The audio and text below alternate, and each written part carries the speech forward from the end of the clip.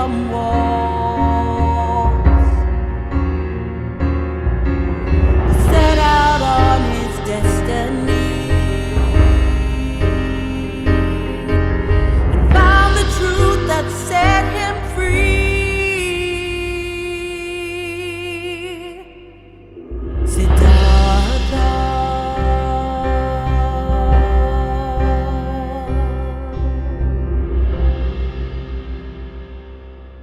Good morning. My special guest this morning is Dr. Goodrich. And before I introduce Chris, I want to tell a little story about why I'm having Chris on the show this morning. It's about, I was 27 years old, so we're talking many decades ago. I was driving down the freeways of LA and I started to feel this little twinge in my lower back on the right side, which I didn't think much of. But it started getting worse and worse and worse. And to cut to the chase, that pain in my back lasted over 15 years. So it started me on my own Siddhartha journey about how can I heal this pain? What's going on? What's the answer here? So I started to go and see people that had medical advice for me and all types of other advice as to what I could do. So I started out with a chiropractor because as a 16-year-old, my mom took me to a chiropractor a few times and it seemed to work magic. In fact, I was on my way to Palmer College of Chiropractor. I believed in it so much I wanted to be a chiropractor. Yeah, I know. But life had other things in mind for me. So I went to a chiropractor. It didn't really seem to work out too well. And then I just started a whole string of healers. My friends were recommending this and that. So by that time, I had moved to Sedona, Arizona, which if you know a little bit about Sedona, every healer in the world lives out there. So we started with Rochlin. And of course, from the Rolfer's viewpoint, I had a structural problem. So we started on my structure and walking better and everything. And then I had a friend and that didn't do any good. It didn't do any, I wasn't any better at all. And then I had a friend that taught yoga for the back. So I thought, oh, that's great. Sign me up for that. And after every class, I felt worse. That's not working for me. And then I went to see another chiropractor because he had an interesting twist on the story. He said, I adjust disc. I went to this special workshop. I learned how to adjust disc. No other chiropractor's doing it. That's your answer right there. So I did that for a while and it didn't work out. And then I went to another chiropractor. I went to a medical doctor and he checked me out and he had me start to do some visualization, sending my pain off into the red rocks of Sedona. So, all right, that worked about for 5 minutes. A medical doctor. I went to an osteopath because I had read that osteopaths are like supercharged chiropractors. So I thought, well, that's got to do it. So all I remember is taking a look at that bill at the end of my visit and going, "Are you kidding? I don't feel any better, and you want me to pay what?" So. And then one more chiropractor, and I remember driving home from this chiropractor, pulling over, and I started to cry. I wasn't even 40 years old yet, and I felt like, that this is going to be the rest of my life. The pain beyond anything I could describe. One day I was house sitting for a friend. I was going through his books on the shelf, and this book kind of, a Sedona thing, right? Or God thing, I don't know. But it just kind of fell out. It stuck out, and it fell on the floor. Oh my God. So I looked at it and it said, Mind Over Back. It was by Dr. John Sarno. Well, okay, that's interesting. So I went over to the dining room table and I started reading this book. And it's like, wait a minute. I was on every page of this book. He described me to a T. So for the sake of time, I'm not going to go into a lot of details, but what I learned from that book and from Dr. John Sarno is that I didn't have a structural problem. There was nothing physical wrong with me. And that just blew my head went off. It just flew off. You got to be kidding. In fact, I didn't believe it. So I read that book, I think a total of 3 times. And again, I saw myself on every page. And what Dr. Sarno described was not a structural or a physical problem, but a personality problem, a personality disorder. And it had to do with internal rage, repressed rage, personalities that are do-goodist and perfectionist. And that's it. That was me to a T. So needless to say, Dr. Sarno said a lot of people will get better just by reading the material and starting to incorporate in their belief system to build confidence around that idea, and they would get better. Some people might need some psychological assistance with that, a small percentage of people. Fortunately, I was one of those that did get better. I remember it was about 6 weeks. I was on a big hike, something that would normally just terrorize my back. And I didn't even think about it till after the hike. It dawned on me, wow, I'm not in pain. What's going on here? I was shocked for the first time. And it was a rigorous hike. That normally would have taken me out. So that was it. And I never looked back. And I was better. Every time I get even a little twinge, I said, well, that's my mind. Those are those personality traits peaking up. So fast forward years later, many years later, I had a relapse, about a year ago, Dr. Chris, right?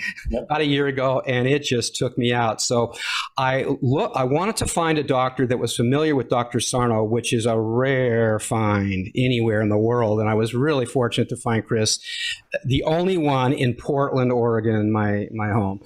So I went to go see Chris to get that confirmation that, yes, it was the same thing. It was just life issues, a lot of things overwhelming me. And I call it the emotional timeline, to look at those things that were bothering in my life. And I had a stack of them. This was right at the beginning of COVID. My entire work situation changed. My relationship with my kids changed. Everything was just upside down. It made total sense to me.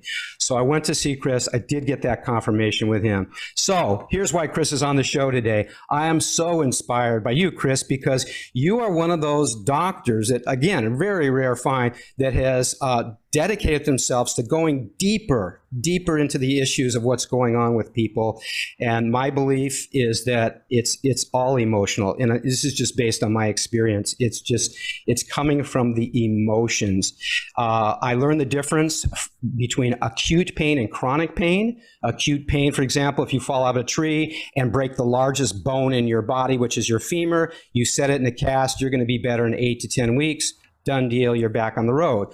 But if something is lingering, in my case, 15 years, I believe it's gone into the emotional realm. It's gone into the realm of the emotions. And there's something going on that's perpetuating that pain in our personalities. So that's why I have Dr. Chris on today, because, again, he's doing this work. He's helping a lot of people become more aware of what's really going on with them as a doctor. So I want to talk about that, because you're in an industry that's it's not too popular to have those beliefs. Not at all. Dr. Sarno, who just passed away a couple years ago, I think he was either 93 or 94, said that in his 50 years at the Ruskin's Medical Institute where he worked, he did not get one referral from any of the doctors that he worked with. And yet he was curing millions of people around the world through his books. Howard Stern, right? Larry David. A lot of celebrities went to him and got better. It's just amazing. So I'm honored to have you, Chris, here. So I just wanted to, I guess we're ready to go. Chris has his degree from the University of Virginia Medical School. Yeah, you can read it back there. Yeah, he did his residency at Sinai Hospital in Baltimore. And now, Chris, is this your first practice here in Portland, or did you have a practice somewhere before? I guess this would be my first solo practice. I do the solo. Kind of jumped into this right after residency. Right. Since I kind of prefer doing various things as opposed to big box medicine, so to say. Allows you the freedom to kind of do interesting stuff. You're doing it. So what inspired you as a young man? And you're a young man, very young man still in my book. So, but what inspired you early on to think about medical school, to want to become a doctor?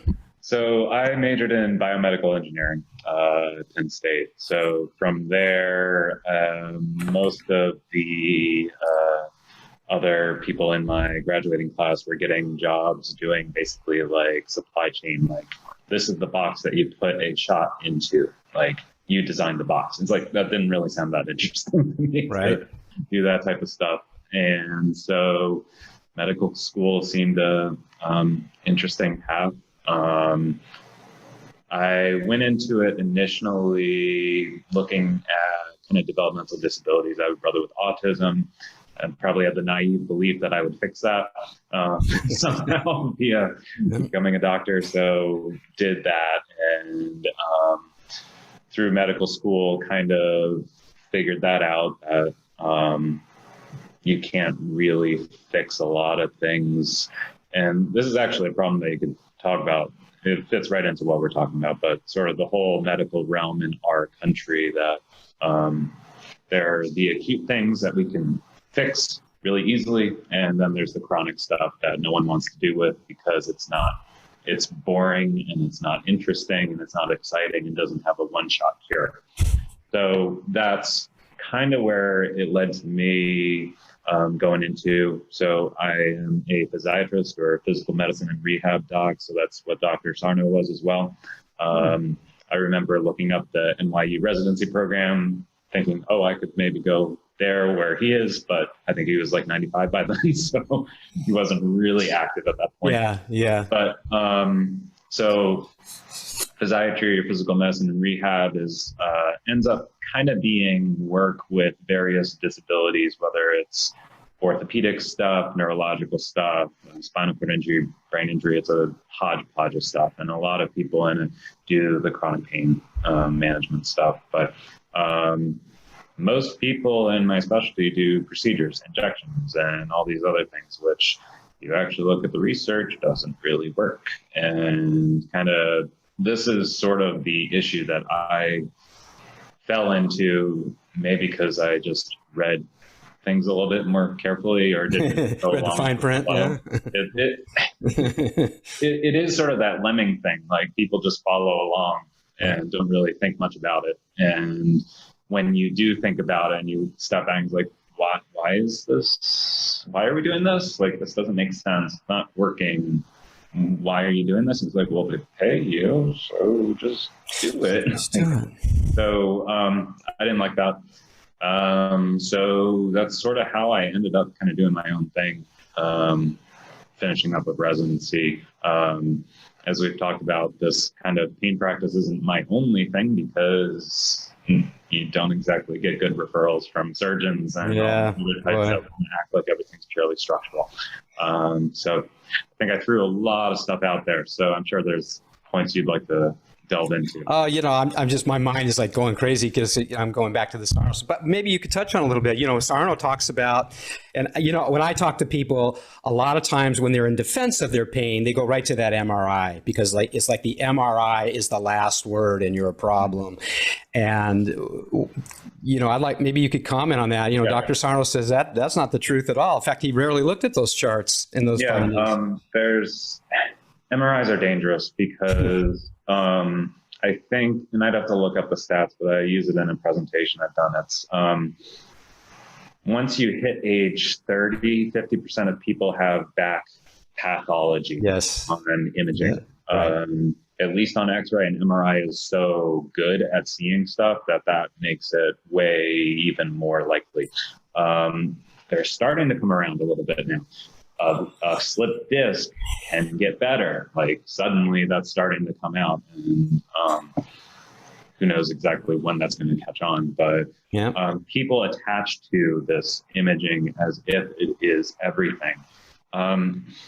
Doesn't work that way. And that's what you actually see in practice as well, if you actually look around, because to have someone come in, so I'm trained in doing those injections and all the different procedures and stuff. And it's like, doc, I've got this thing going on. It's on the left side of my back and it's going down the front of my leg. Oh, okay. That means that it is the left L4 nerve root is affected. Let's do your MRI. He's like, wait, it's your right L5 that looks bad and your L4 is fine. But your pain is on that side and your right side's fine. So what's going on? There it is. Yep. Imaging doesn't necessarily correlate. One of my mentors, David Hanscom, who was a spine surgeon. He would basically say that the only people he would ever do surgery on was someone where your complaints, your physical exam, and your imaging match up perfectly. And that's so rare. That's like, I think he said that was 10% of the people that came in, which is important to acknowledge here, because a lot of my job is actually making sure that someone doesn't have the bad stuff that is like legitimately completely structural and needs to be fixed, which even that is a little bit of a fine line. Doesn't necessarily, it's not a black and white thing. And this is sort of the entire picture here of pain. It's really interesting if you acknowledge the big picture of it, which it's coming around. It's getting there. It's coming around again. That's why I applaud your work. I think it's great that you're doing this again. You have your own office. You're not working in a clinic. It's just like, what did you tell me when I came to visit you? A lot of people don't come back, or they come back very rarely. I have a very good, I think I have a pretty solid success rate, mainly because people self-select to come in, but either you come in for a visit, you kind of I line you up, send you out. And I mean, you're doing all the work. You can say so yourself. I didn't do a whole lot for you other than say like, you're good. Bless you. Get the blessing, right? Well, that's why I went to see you, just to kind of get the blessing. Yeah. So, but I mean, and this is the hard part for a lot of people is like, you have to do the work. A lot of our culture is based off of the doctor's going to fix me. It's like, I got it. Exactly. It's learning, it's growing. But I mean, the interesting piece of this is you could call pain a chance to grow as a person. If you can truly acknowledge it that way, you could. Sometimes I call pain, your body is telling you that you need to grow or that you need to change. And it's been actually telling you for a while, but now it's kind of annoyed you didn't listen. Yep. So it's a chance to grow. It's a chance to work and to become a better person, a better human. That's what's really interesting about it. And when you see people that have done the work and grown, it's really cool to see. It's got to be rewarding. And that leads right into my next question. You know, like within the work that you do, what do you want to portray to people? What do you want to say to people about their health, about their situation? And it sounds like that's the message. I mean, so much of it's all education, and it's all, at least the way I do it. Some people say like, just go work on the emotional stuff and don't even think about it. I think that talking about what pain is so important because you understand not just pain, but even the other stuff. It's like, well, why do you get fatigued? Why do you have bowel issues? Why do you symptoms? Like all these other various symptoms that are so interconnected that people really don't think in this way about. It's really trying to help people see that pain is almost always a mix of maybe a little bit of structural issues, which we all have, even if you don't have pain, combined with sort of a belief system that, oh, my knee is broken because it doesn't work perfectly. Therefore, and one of the keys here is pain is a protector as opposed to a detector. Right. Your brain creates pain. It's not in the knee. It's not in the back. It's in the brain. It's an experience. And that's when you actually look at the pain research and then actual governing bodies that are like the Pain Society and stuff, they call it a experience. It is not the same thing as like bleeding. It's not the same thing as other types of physical ailments. It is entirely an experience, which means you actually have way more tools to use. Doesn't the pain... You're open to it. Yeah. And doesn't the pain a lot of times use a physical injury, the old football injury of 20 years ago, to kind of throw you off? So you're remembering my story, aren't you? Yeah. Well, your story and something in the Sarno book about some guy, a football player, right? Yeah. I mean, a lot of it is, so think of an old injury as a vulnerability. Right. So the thing about it and what is perpetuated in our society is that when you have an injury, that piece of you is broken forever. Yep. And it will never be the same. Right. Therefore, it needs to be protected. And the best way to protect it is subconsciously via pain mechanisms to prevent you from doing anything major to it. The problem there is that when someone has such an injury and they continue to stay in this sort of loop of vulnerability, comes into the emotional aspect too, but this vulnerability of this place in the body, then you start babying it. You don't do the musculoskeletal work that you should be doing. Right. And then to grow and to maintain your strength. our society is not the best at physical activity either. That's a big issue. So this is why you can't say, I can't say it's all emotional. That's one thing I would disagree with you about, because there's emotional, there's cognitive, and there is structural, but the structure is more about building the confidence in the body to do things. Right. Which means your brain knows if you're strong in your legs. Right. If you're strong in your legs, your brain is like, well, we're good here. We don't need to worry about it. If you're weak, your brain knows it. And it's like, well, if we do one little thing bad, we got to shut this down. I mean, oh, no, yeah. I absolutely agree with that. In fact, everything Sarno said, and almost every book I read on this condition says, get back to work. Mm-hmm. I mean, once you get checked out, you're not dying. You get back to rigorous work, go full blown. Sarno said, somebody asked him what about how heavy is something? So if you can pick it up, it's not too heavy. Pick up the weight, do the running, get back to whatever you were doing to build that confidence that you were saying. Yeah, this is the other thing too that I run into with people is sort of the weekend warrior type thing. It's like, okay, like I haven't done anything for 20 years. I'm just going to go and play a game of basketball. So make up for it, because I did before. Yeah. And then, so that's the problem is you have a disconnect between your weak body because you haven't been doing anything, trying to do something overboard. Like Sarno's right. You need to go do stuff, but you need to not push yourself too far because then you flare up and then you're back even further. And when people get into these like activity flare cycles, then they think that they can't do anything. Right. And it's really debilitating because you kind of get stuck in this loop. It's like I try to do anything and I get hurt. Like I can't do anything. I have to sit in my recliner all day. And it's like, you need to get you up bit by bit by bit by bit. Yeah. And some people come into my office and are like, okay, I got this. I'm going to do stuff and all these things. It's like, hold on. slowly, because then someone getting a flare up, it's very difficult without mindset really into this to kind of get back into the same thing. So it's so easy to basically say, well, my knee's done. Flared it up, I can't do this. Kind of gone. Well, I've heard of cases, but I think it's after they've built up more confidence, though, just a flare up. Like, in Steve Osanish's book, The Great Pain Deception, for example, talked about he just got so mad, he just ran a mile full speed and it was gone. Just telling it, I'm done, I've had it. And just, standing up to the pain, So that's,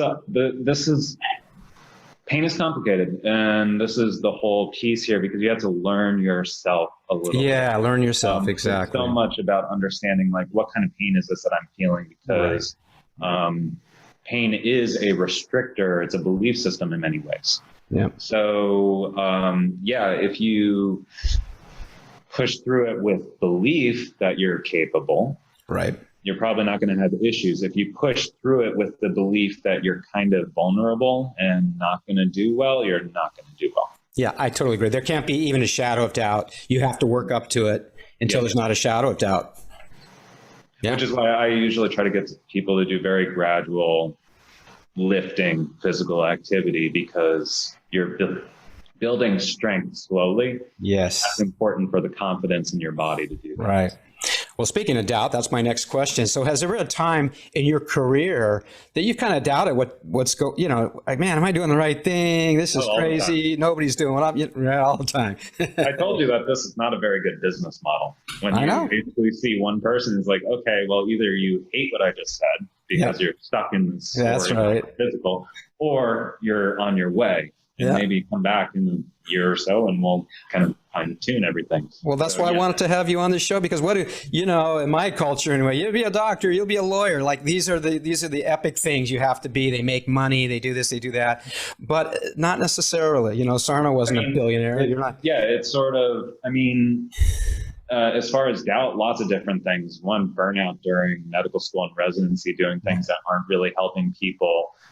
Just kind of maintaining their status quo. Yeah, quote, right. Even into chronic disease and nutrition, other stuff I'm really interested in. How much that's an issue, and everyone wants to just throw these like medications at people that hurt them more than not. Yeah. So throughout that time period, it's like, why am I doing this? This is stupid. Like, it's not doing anything. Do I really want to be in this?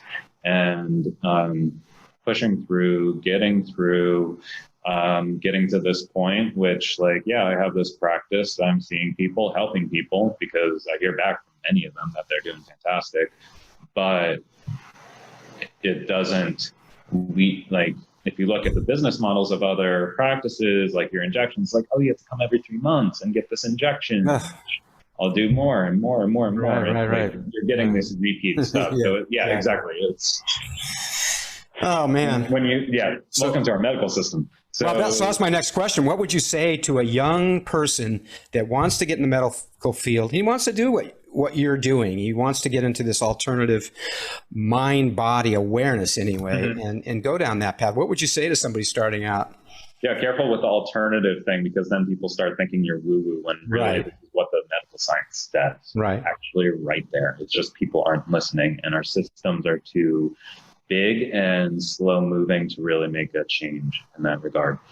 For someone going into this, I really think for yourself and try to really understand what you are looking for and you're doing, because this is sort of the thing. Like, it's obviously easier to do the status quo. It's easier to just go along with, like, well, I'll just get this job and do this thing, and I'll just do these injections or these surgeries or these procedures or see these people for 5 minutes and kick them out. Like, that's easier. Yeah. And I would be lying if I said that I don't think about doing that, because it's like easier. It's not this kind of thing where you have to think a lot differently in terms of, like, the entire aspect of medicine and treatment and stuff. It's so, like, really the way I got through it was just reading a lot, getting interested in things that are different, really trying to understand all kinds of different things. It's hard because what you're taught in medical school is what you're needing to pass the test to get a medical license, and then not really much more than that. So yeah, and it seems like the benefit to that. Yeah, I was thinking for young people, at least the benefit to that, having that doctor degree in front of your name, is that, you know, you have that legitimacy in your title that would draw people to you. Yeah. You know. I mean, that's the nice part of it. It's not, I don't have to, like, use some, like, other degree or no degree. They don't look you up under woo-woo in the there is benefits to it. And I guess I should be thankful too, by being able to do other, like, side work as well, to be able to actually do something more like this, which is the stuff I'm really interested in. And that there are ways of doing this when you're a solo doc. You have no overhead, so you can kind of do the work you want to. When you look at big practice medicine, you have to see 30 patients a day. Quotas, to make your salary.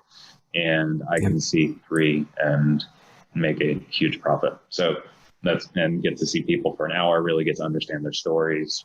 I think that's so important. It should be more of a thing for just other conditions as well, because there's so many pieces to health that are not these, like, easy to fix little things. It's an entire picture. Pain is an entire picture, and all the other stuff too.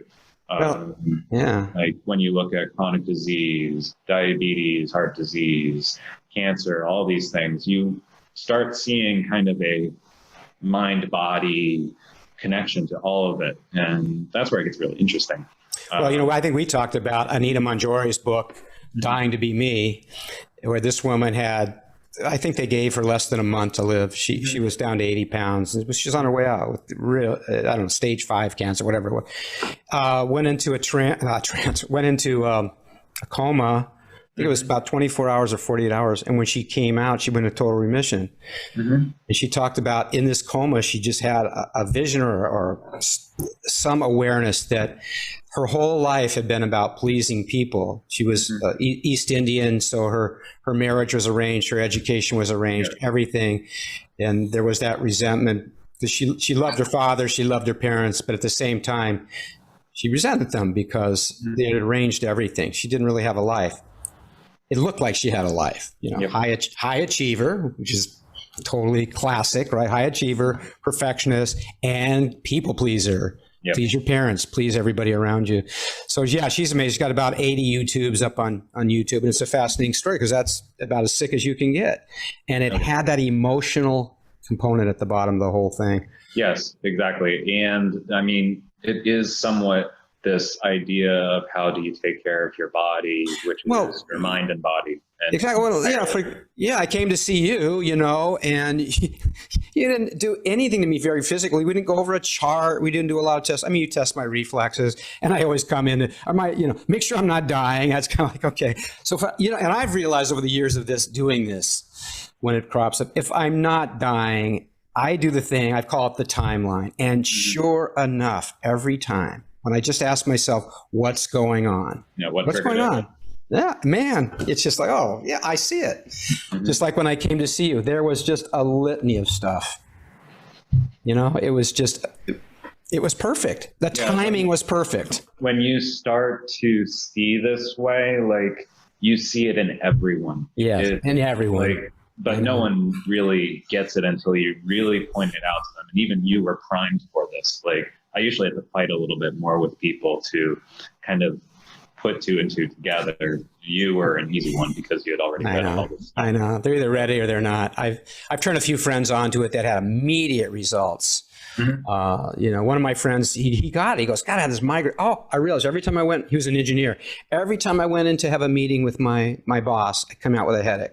Every single time. Yep. Now I get it. And the headache stopped. Something that simple. Other people will defend their illness to the grave. No, it's this, it's that. You should see my MRI. Oh, mine's real. Mine's real. I had a neighbor like that on crutches, could barely walk. And everything that came out of her mouth was classic. All the worry, the fear, the anger, the blame, Well, this is what you also can see is at least what I've seen in terms of, so I work with disabled people. I've seen some ridiculously, mutilated people with no pain doing fine. Okay. Yeah. We've talked about that, right? Structure doesn't matter. Like your leg can be broken in half and at this of an angle and it heals. Right. It's okay. It's here that you're scared of it. Right. So but that is a huge one to work through for people. So it's difficult. Yeah. Yeah. Well, boy, this is going so fast. Let me get a couple questions here. It's already at a half hour. It's amazing. But it's a fascinating talk with you. I love talking about this. You can talk about this forever because and we both have amazing stories around it. And the people that have had results that I've met on YouTube and all of it have amazing stories. And every time I hear them, I'm just like, let's get this out to the world. It's out there. It's just.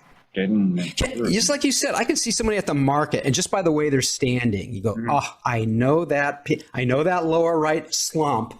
Yep. Trying to get the pain to stop and all that. What do you do to relax, man? Because after a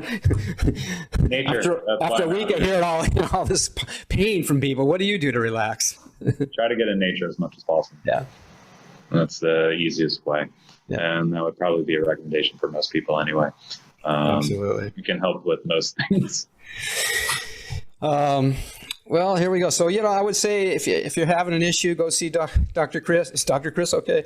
In Portland. What's the best way for people to find you, Chris? Probably just through my website. It's goodrichmd.com. There's a contact form at the bottom. It's not a super fancy website or anything. I kind of have a low profile, as you know. Good. Yeah. I'm still amazed you found me. I don't know how you did that, but in terms of you don't even have a photo. You have one of those those photos. It's not a photo, or a silhouette. So I see people both here in Portland and kind of telemedicine as well. I'm kind of moving more into that realm because you can get to more people, and this stuff that we're doing is talking. It's learning. It's growing. It's not. I'm not injecting you with anything. Yeah. Which, makes it easier to do that stuff. So if anyone wants to get in contact with me, I'm happy to help them out in any way I can. Okay. Well, Well, there you go. I just highly recommend it. If you've got chronic pain that's going on, you don't understand, you've seen everybody in the world, it's definitely worth taking a look at it. And I just want to leave with that. I would say go get checked out, obviously, with a doctor. Make sure you don't have something, deadly. But after that, in my experience anyway, that's where I start looking at that timeline. The very first thing is look at your mental and emotional state. What's going on in your life, and start to look at it that way. And again, why I like Chris and people that are practicing like Chris is someone to take the journey with, because it builds your confidence in this whole process. And again, it's why I appreciate you so much. You didn't price, well, I asked for pain pills. It was bad. I got some pain pills, but that was short-lived because I didn't do anything. Just I got the confidence, reignited with Chris, with my reading again, and that pain was gone in just a few weeks. And then I get busy on the issues that were bothering me, and then a lot of things going on. But in my experience, taking it from that angle is the only thing that works. Yeah, it's hard work, but it's important. And it's hard work, but it is, and at the same time, this is why I'm doing this program. Siddhartha, this is a metaphor to Siddhartha. We all take that spiritual journey where we venture out. And what is it? It's self-discovery. It's discovering us. Sure. Dr. Andrew Wild, is a great body-mind guy in Tucson, got a bunch of books out. He said it's always a gift. Chronic pain is a gift. Yep. And man, when you can start looking... Yeah, we start looking at it that way instead of the enemy. And look at our society. What do? We fight cancer. We fight this. We fight that. Instead of inviting it in. It's amazing. So thank you for being with us today, Chris. And I say, well, I hope I see you again, but I hope I don't see you again. It's that kind of thing. But that's how it works. We meet for a beer. That's better. Let's do that. We'll go for a beer. Yeah. Okay. Well, thank you very much. Thank you for listening, everyone. And I'll see you on the next episode. Awesome. Thanks for having me. Thanks for joining in, everyone. If you'd like to stay in touch and updated about future programs and events, please check out my website and leave your email address. If you'd like to support this program, my music, workshops, and other events, see the link below and check out the benefits you'll receive by becoming a patron. Meanwhile, I wish you maximum creativity, power, and love. See you next time.